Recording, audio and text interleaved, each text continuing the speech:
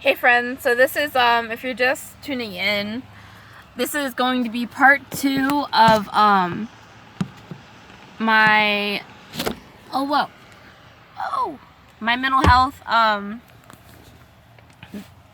video, like my history, my diagnosis, and then I'm also talking about ayahuasca.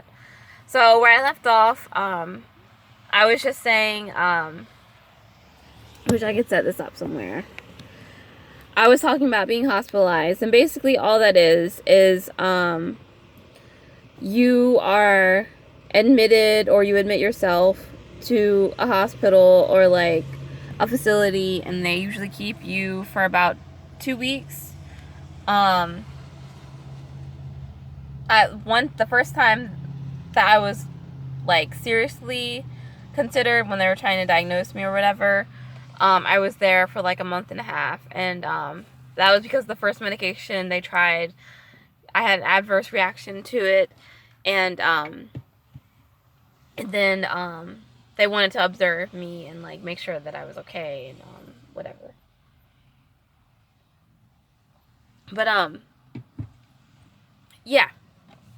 So that's all that is. You have like groups every day where like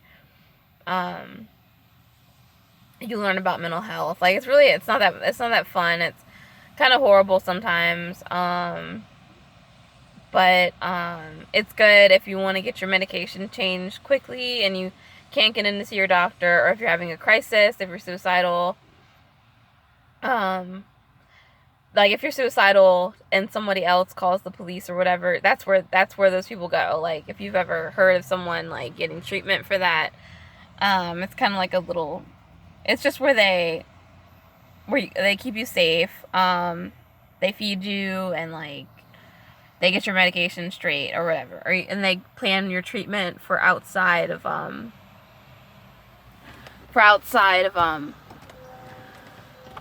the facility, like your aftercare or whatever.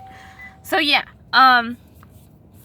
but basically, to get into more of like the ayahuasca or whatever and talk about hallucinogens, I know ayahuasca, you may not have ever heard of it before, but it's been gaining popularity for a while now. I'm part of some pages on Facebook just because, it's interesting to me. And there's always people in like different countries.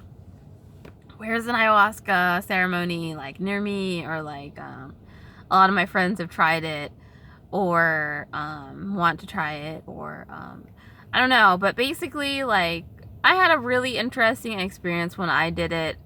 I had some introspection.